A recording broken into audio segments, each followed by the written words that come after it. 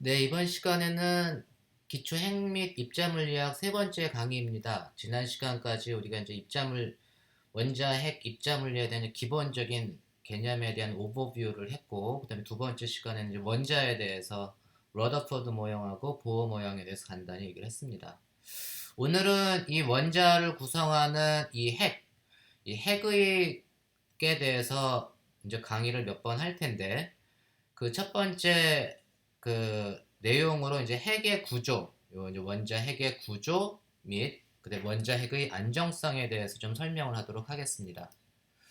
먼저 우리가 이제 원자라고 하는 거, 원자의 질량은 어떻게 정의하느냐? 원자의 질량은 보통 이거는 지금 카본이라고 이제 탄소 원자인데, 뭐 전자가 6개가 있으니까 양성자 수도 6개가 있어야 되겠죠. 그래서 원자 번호가 6번입니다. 탄소는 원자 번호가 6번이고, 탄소는 이제 양성자만 있는 게 아니고 이제 중성자도 이제 있습니다. 중성자도 똑같이 6개가 있어가지고, 이 경우에 이제 탄소가 아, 6개의 양성자, 6개의 중성자, 그리고 6개의 전자로 이루어진 이제 탄소를 나타내 주는데, 원자 질량은 이제 단위가 킬로그램을 너무너무 작아서 킬로그램이라는 걸 잘 안 씁니다. 그러니까 킬로그램, 그램 이런 거 잘 안 쓰고, 보통 원자 질량을 보통 원자량이라고 또 얘기를 하고, 이 원자량의 단위를 보통 그 astronomical unit, 원자 질량의 단위죠. U라고 하는 단위를 씁니다. U는 1U라고 하면 1U, 그러면 이거는 탄소 원자 질량의 12분의 1에 해당되는 그 질량을 1U라고 정의합니다. 그래서 1U는 탄소 원자 질량의 12분의 1을 계산을 해주면 그 값이 1.660 곱하기 10의 마이너스 27승 킬로그램. 그래서 10의 마이너스 27승 킬로그램을 1.660 곱하기 10의 마이너스 27승 킬로그램을 1U, 탄소 원자 질량의 12분의 1을 1U라고 이렇게 정의를 합니다.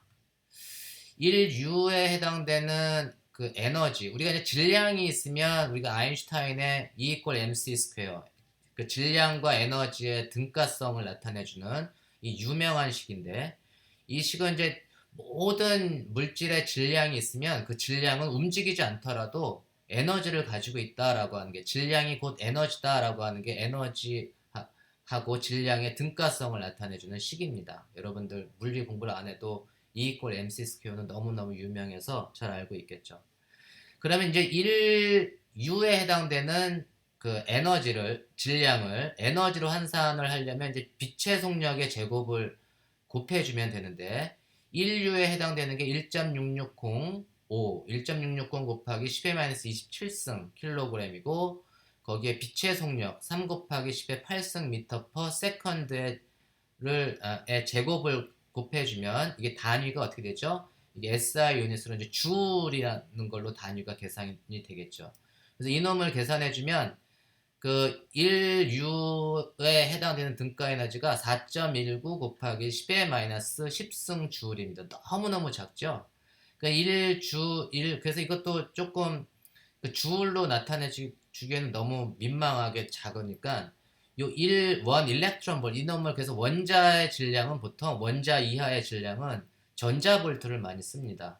1 일렉트론 볼트는 1.1 일렉트론 볼트는 1.602 곱하기 10의 19승 줄이고, 또는 뭐 1줄은 이것보다 훨씬 크겠죠. 1줄은 6.242 곱하기 10의 18승 일렉트론 볼트. 요거 이제 이거를 줄을 일렉트론 볼트로 환산을 해주면 6.242 곱하기 10의 18승 일렉트론 볼트고, 그걸 여기다가 이제 대입을 해주면 그 1U에 해당되는 그 에너지는 931.49 메가 일렉트론 볼트가 됩니다. 메가 일렉트론 볼트는 10의 6승 일렉트론 볼트가 메가 일렉트론 볼트죠. 10의 6승은 메가, 뭐 10의 9승은 기가, 이렇게. 그래서 1U에 해당되는 이제 그 에너지가 931.49 메가 일렉트론 볼트가 됩니다. 그래서 보통 우리가 질량도 에너지로 다 환산을 해주고 에너지도 에너지. 그래서 이제 질량을 킬로그램 이렇게 쓰기보다는 일렉트론 볼트 혹은 메가 일렉트론 볼트, 기가 일렉트론 볼트, 전자 볼트로 많이 이렇게 써줍니다. 그래서 질량을 가지고 있는 놈은 곧 에너지를 가지고 있다, 이런 얘기입니다. 이해하셨죠? 우리가 이제 원자 핵 그 원자를 구성하는 원자 핵에는 양성자하고 중성자가 있고, 그리고 이제 전자가 원자 핵 주변에서 운동하는 구조로 이제 원자가 구성되어 있습니다. 양성자는 기호로 P, 프로톤의 약자, 그 다음 중성자는 뉴트론의 약자 N을 쓰고, 전자는 일렉트론의 약자 E를 씁니다. 이 세 입자의 전하는 전자전하를 기본 단위로 2를 기본 단위로 해서 전자는 마이너스 1, 양성자는 플러스 1, 중성자는 전하가 없기 때문에 0 이렇게 나타내주고, 이제 정지질량을 보면 전자가 제일 작죠. 9.109 곱하기 10의 31승 킬로그램. 양성자하고 중성자가 대략 1.67 곱하기 10의 27승 킬로그램인데, 여기 보시면 중성자하고 양성자는 소수점 세 번째 자릿수에서 중성자가 조금 더 크죠. 중성자가 약간 더 큽니다.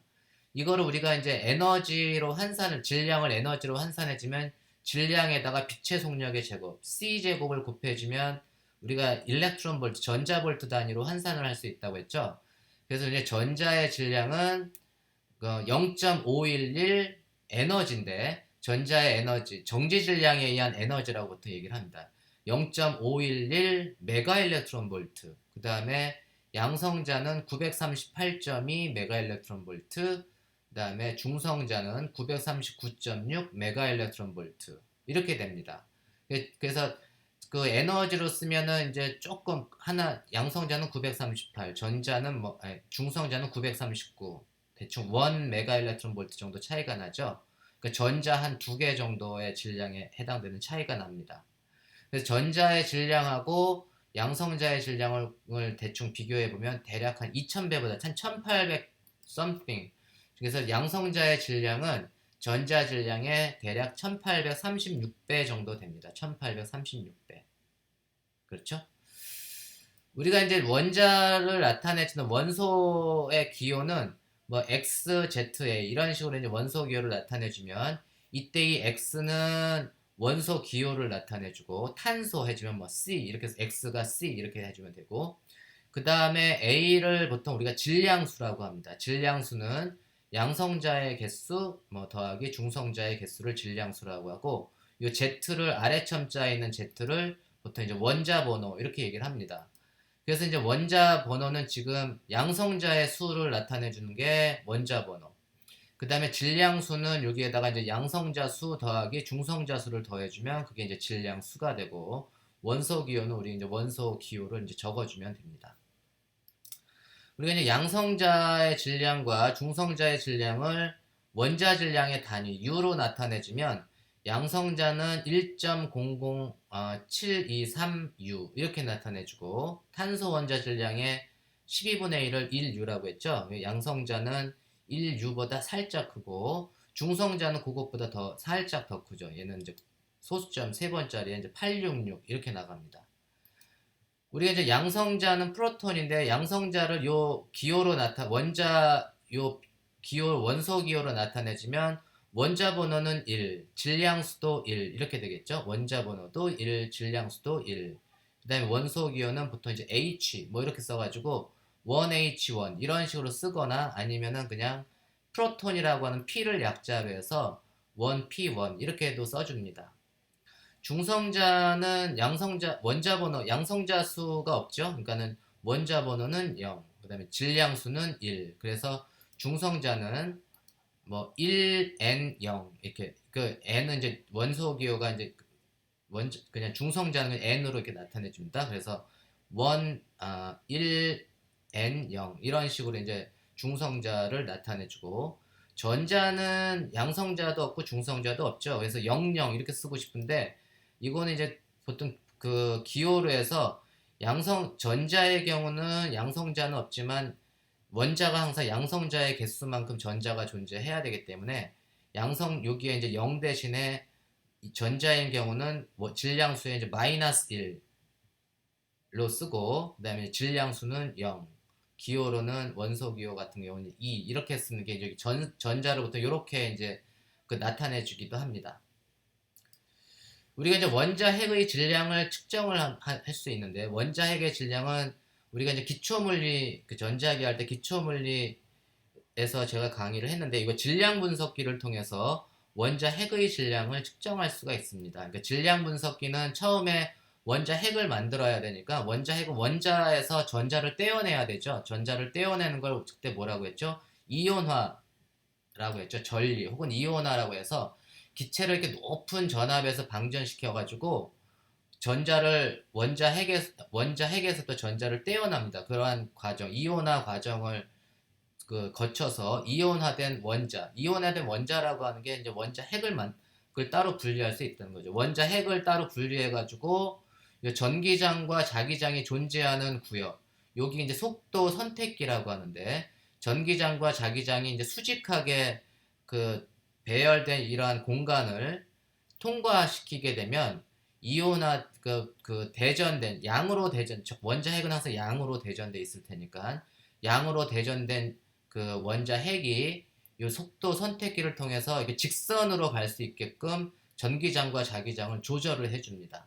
이때 전기장과 자기장을 조절을 해주려면 전기력하고 자기력의 방향이 서로 반대 방향으로 작용하도록 전기장은 지금 이 그림상에서는 아래쪽에서 위쪽으로, 그리고 자기장은 지금 지면을 화면 스크린을 뚫고 나오는 방향이죠.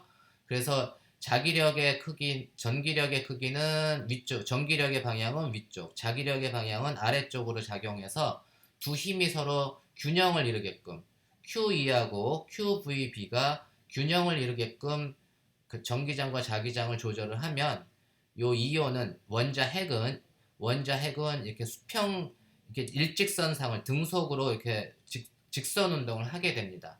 그때 일정한 속도로 이제 이온을 유지를 시키고 이때 그 원자 핵의 속도는 어떻게 되죠? 원자 핵의 속력은 자기장과 전기장의 B분의 2로 구할 수가 있고 이렇게 이제 V의 속도를 유지하면서 새로운 자기장 영역으로 이제 원자 핵이 들어가게끔 해요. 자기장만 이제 존재하는 영역으로. 그러면 이때는 이온 플러스 전하가 자기장 영역으로 싹 들어가게 되면 이렇게 그림과 같이 원운동을 하게 됩니다. 자기장은 입자의 운동 방향만 바꿔주는 역할을 한다고 했죠. 그래서 이제 새로운 균일한 자기장 영역으로 들어오게 되면 이게 자기력이 구심력의 역할을 합니다. 그래서 이제 자기력이 구심력의 역할을 해서 자기력은 QV 크로스 B, 그래서 QVB 프라임, 새로운 자기장 영역에서 자기장의 세기를 B 다시, 원래 요 영역에서 자기장의 세기를 B라고 이렇게 구분을 해주면 요 영역에서 원운동하는 질량이 M인, 우리가 구하고자 하는 원자핵의 질량이 M인 원자핵에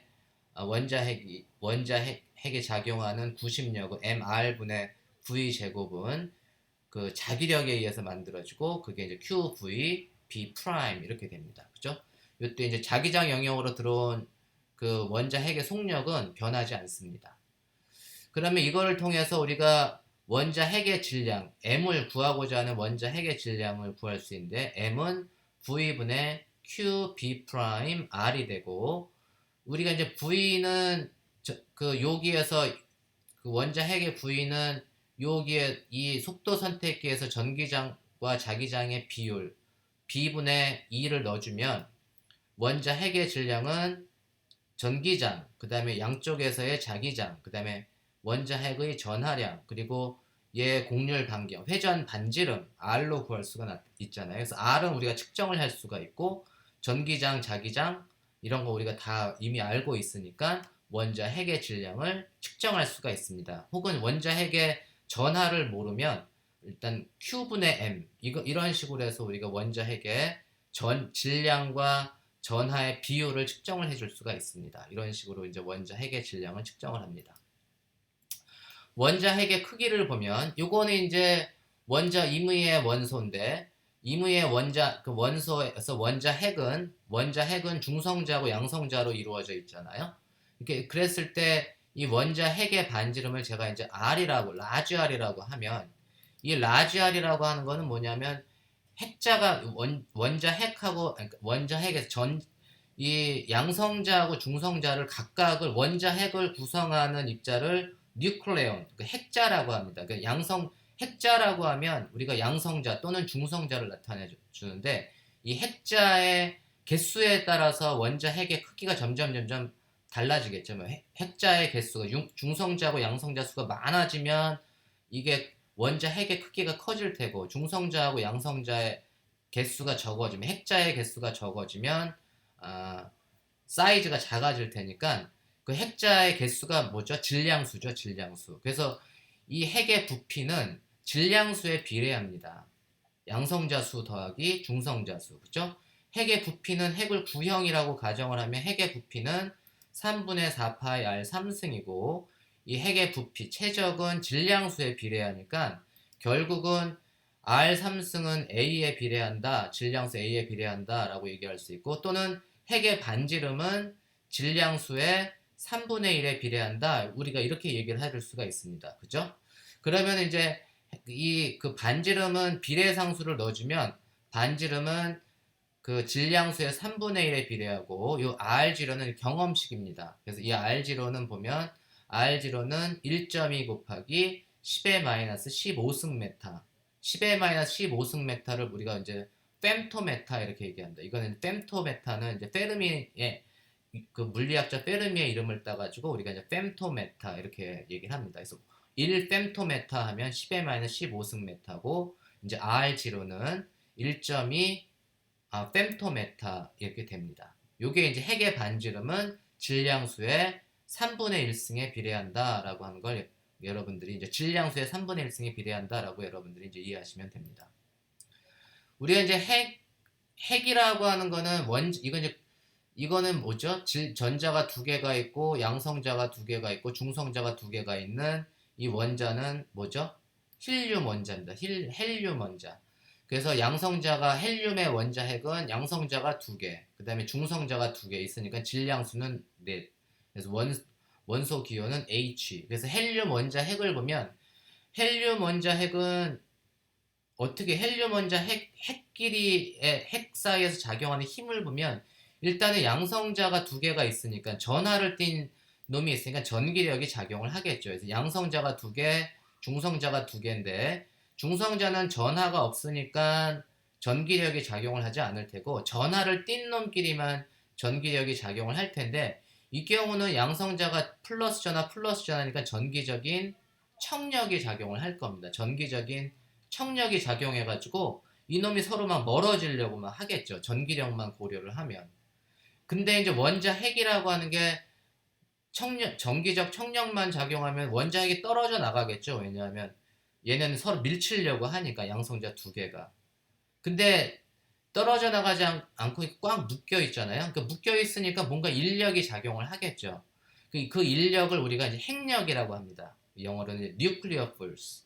그래서 핵력은 뭐냐면 중성자, 양성자, 중성자하고 중성자끼리, 뭐 양성자하고 양성자끼리, 중성자하고 양성자 사이에, 모든 핵 사이에는 그 전하를 띤 전기력과는 상관없이 인력이 막 강한 인력이 작용을 해요. 그래서 그래서 핵력은 항상 인력이 마치 중력과 같은 인력입니다.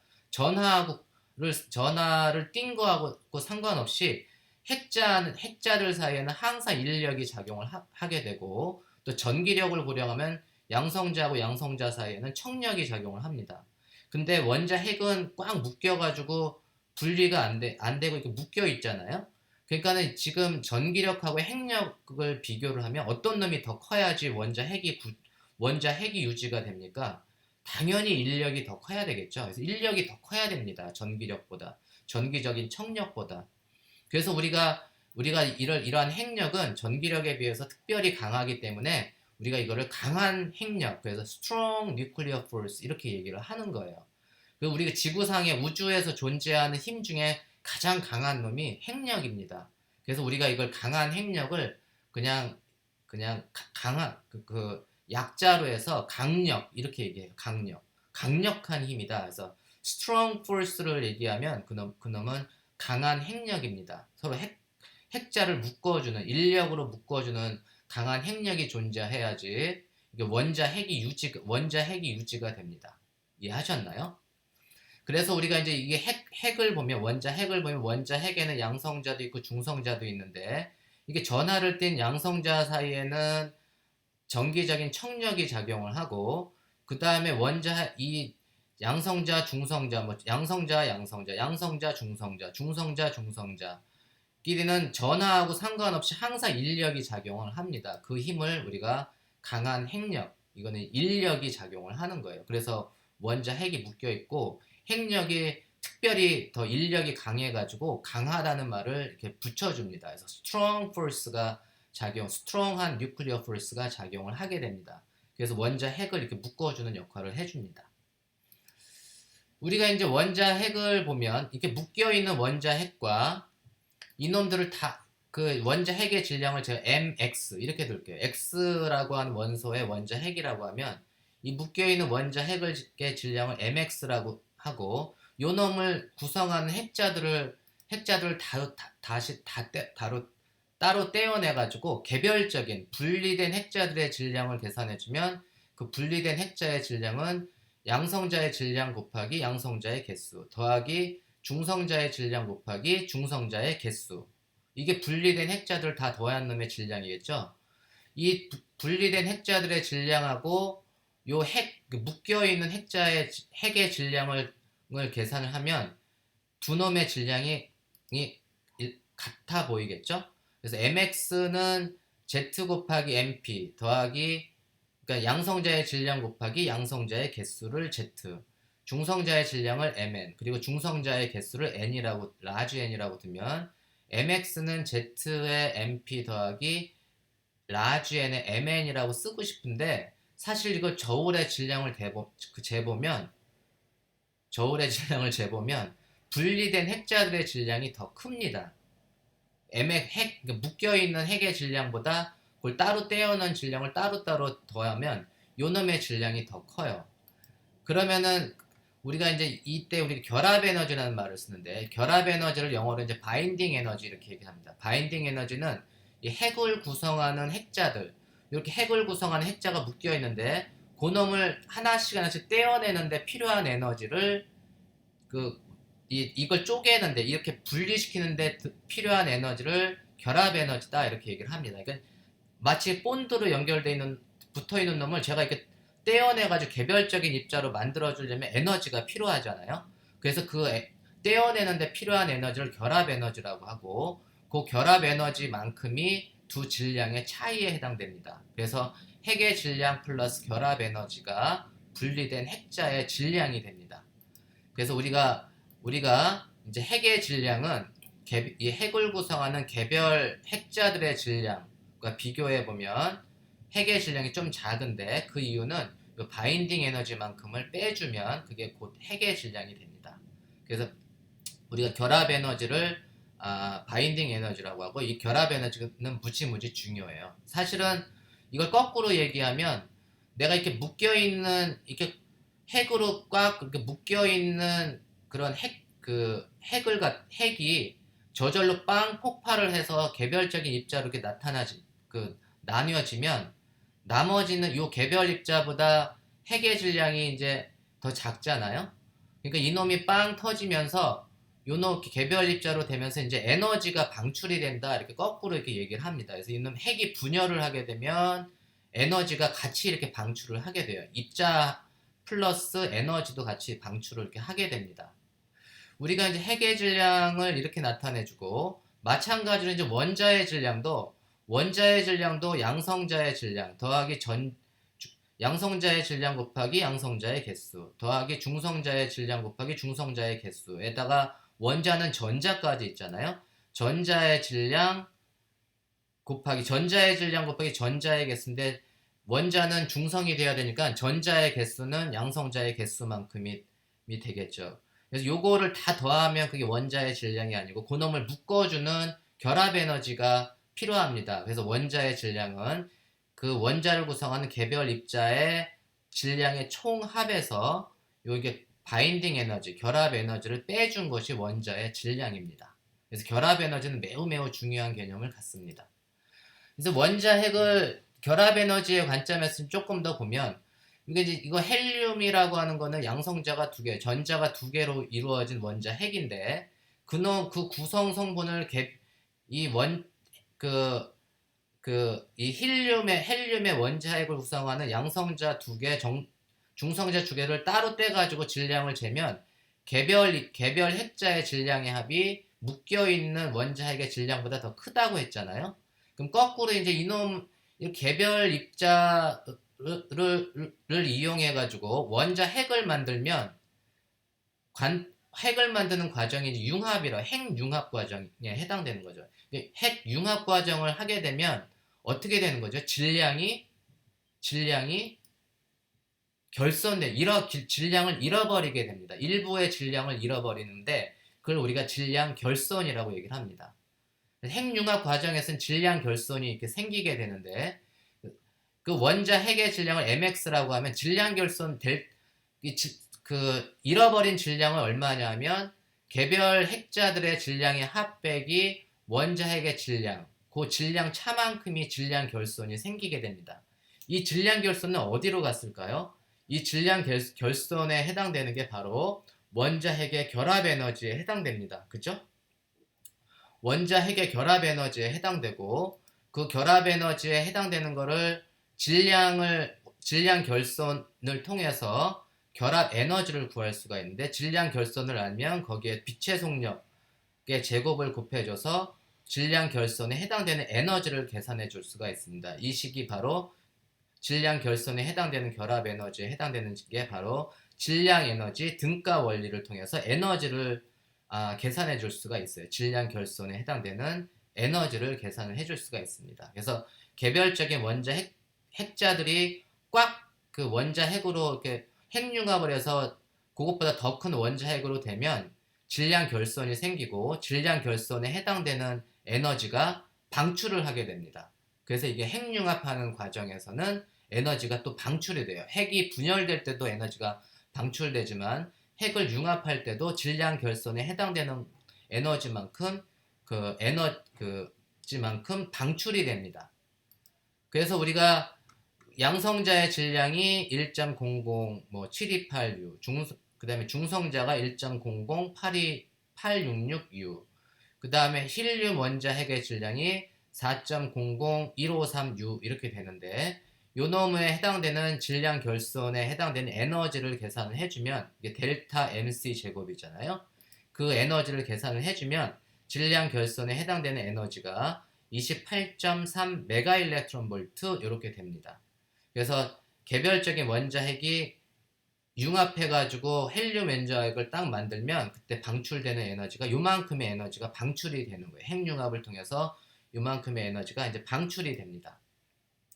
지금 제가 얘기를 했지만 핵융합 과정을 통해서도 에너지가 방출되고 핵이 분열되는 과정을 통해서도 이제 에너지가 방출이 됩니다. 요 핵융합과 핵분열은 이제 따로 제가 조금 얘기를 더 할게요. 그러면 이제 원자 핵의 안정성에 대해서, 원자 핵이라고 하는 거는 지금 이 그림은 가로축은 양성자의 수가 10개, 20개, 30개, 40개 이렇게 쭉 나가는 양성자의 수고, 근데 Y축은 뭐냐면 중성자의 개수입니다. 중성자의 개수고, 원자 핵이 양성자의 개수가 10개, 중성자의 개수가 10개인 원자 핵이 해당되고, 그 다음에 이게 직선은 뭐냐면 양성자의 개수하고 중성자의 개수가 같을 때는 이 직선을 따라가는데 이 점으로 이루어진 원자 핵은 양성자하고 중성자의 개수가 이제 여기 10하고 10 근처에서 20하고 20 근처에서는 대략 양성자의 개수하고 중성자의 개수가 대략 비슷한 원자 핵들이죠.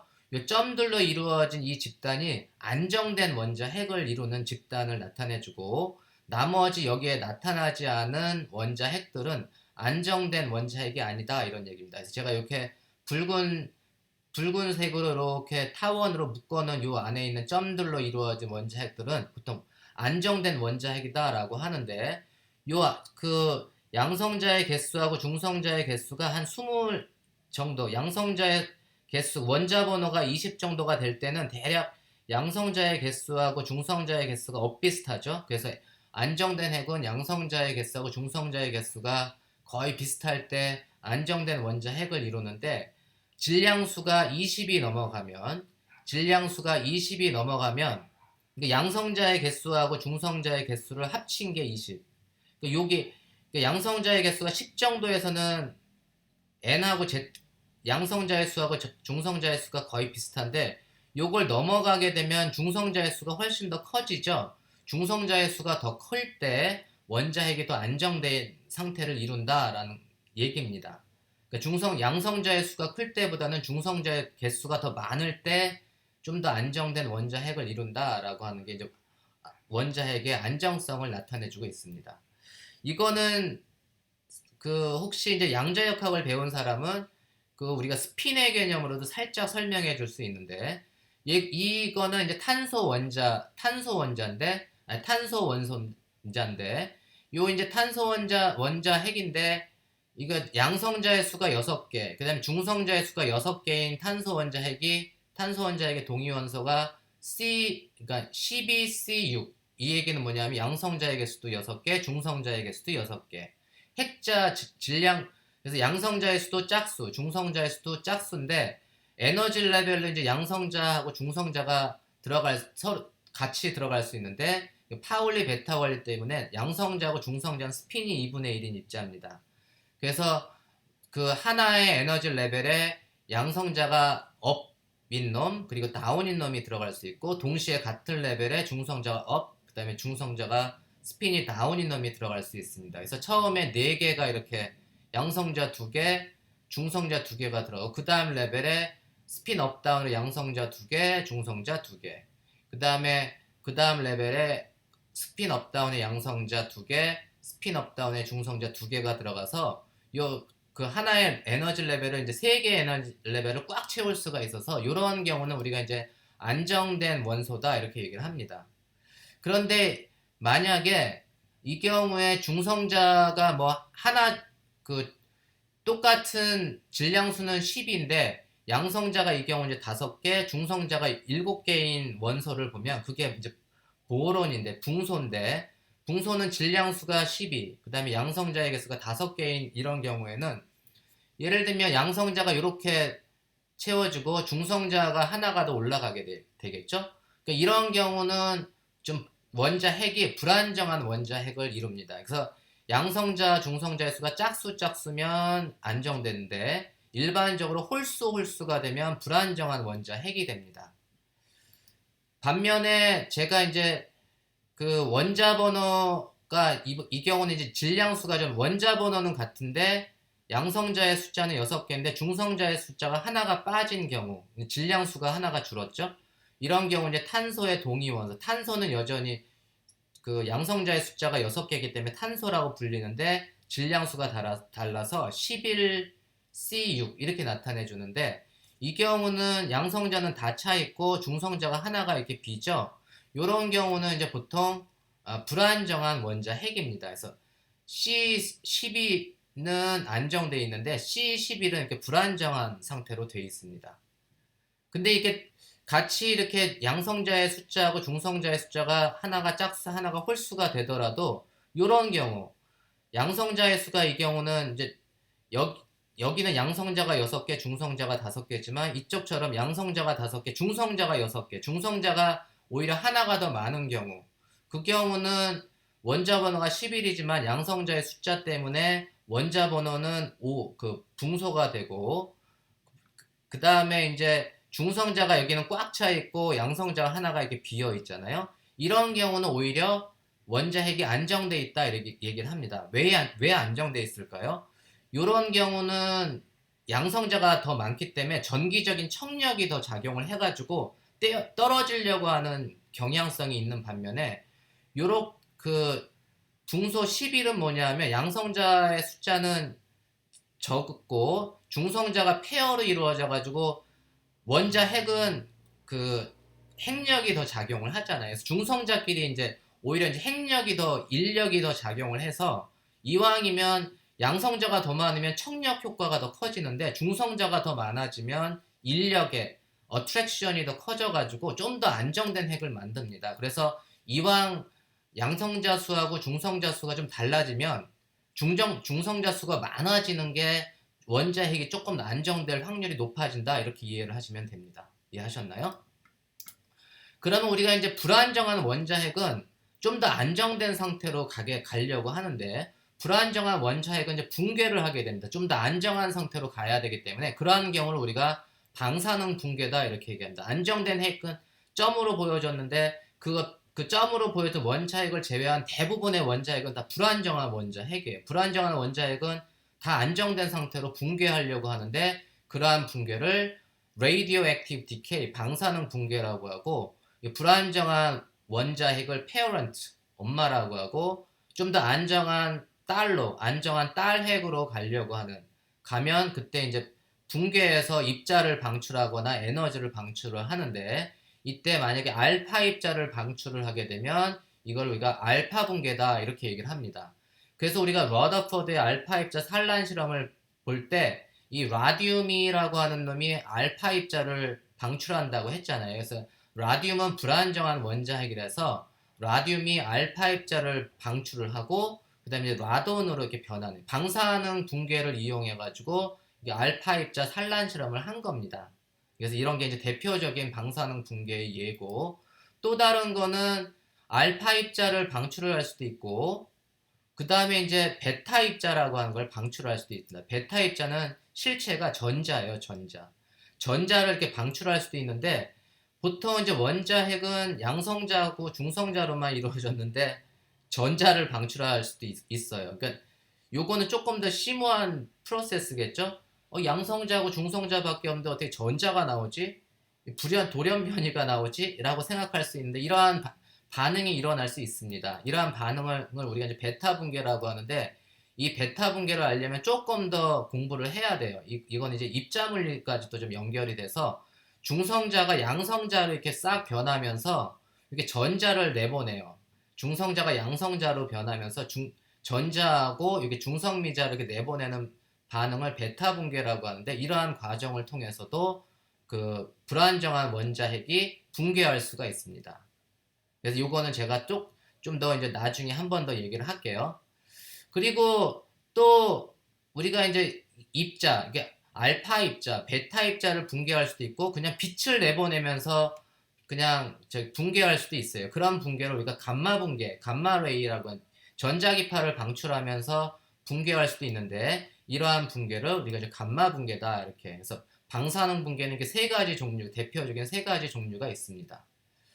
우리가 이제 원자핵이라는 거를 보면 원자핵의 안정성을 나타내주는 이게 그래프인데 이 오른쪽은 질량수를 나타내주고 그 오른쪽 수평 X축은 질량수를 나타내주고 위축은 이제 결합 에너지, 핵자당 결합 에너지, 핵자당 결합 에너지의 그래프를 나타내주고 있습니다. 원소별로. 그래서 우리가 이제 헬륨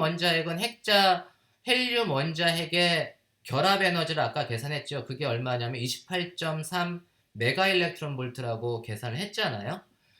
그런데 그걸 핵자로 나눠주면 핵자가 중성자가 2개, 양성자가 2개니까 A라고 하는 걸 4로 나눠준 게 핵자당 결합 에너지입니다. 그래서 힐륨 원자핵의 핵자당 결합 에너지는 4 나누기 28.3 해서 7.1 메가 일렉트론 볼트가 핵자당 결합 에너지고 여기 헬륨 원자핵의 결합 에너지가 대략 7점 얼마 이렇게 나오죠. 이게 바로 이제 핵자당 결합 에너지. 그래서 모든 원소들의 핵자당 결합 에너지를 다 계산해 줄 수가 있는데 핵자당 결합 에너지가 원자핵이 좀 작은 데서는 핵자당 결합 에너지가 점점 증가를 하다가 최고점을 찍을 때가 요 철일 때, 철이 이제 원자 번호가 26번. 철의 핵자당 결합 에너지가 이 힐륨 원자핵의 핵자당 결합 에너지보다 더 큽니다. 결합 에너지가 크다는 얘기는 핵자가 더 안정돼 있다. 결합 에너지가 크면 클수록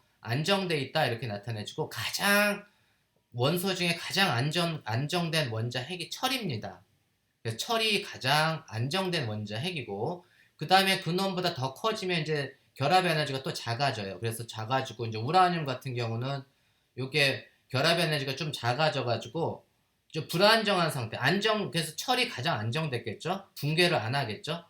그 나머지들은 붕괴를 해요. 그러니까 붕괴를 하는데 이제 이런 놈들은 이제 철보다 질량이 큰 놈은 붕괴를 해가지고 좀 더 안정된 상태로 가려고 하고 그다음에 철보다 작은 놈들은 작은 조각들은 서로 뭉쳐가지고 융합을 하면서 좀 더 안정된 상태로 이렇게 가게 됩니다. 그래서 태양은 이게 점점 작은 수소들이 융합해서 헬륨을 만들고 헬륨들이 융합해서 이제 나중에 철이 만들어질 때까지 계속 융합을 하겠죠. 이제 철이 다 만들어지고 나면 이제 태양의 그 수명은 다 하겠죠. 이제 그런 식으로 우리가 이제 원자 핵의 융합과 붕괴 과정이 이루어집니다. 제가 다음 시간에는 이러한 원자 핵의 안정성을 설명해주는 그 원자 핵 모형에 대해서 하나 설명을 하도록 하겠습니다.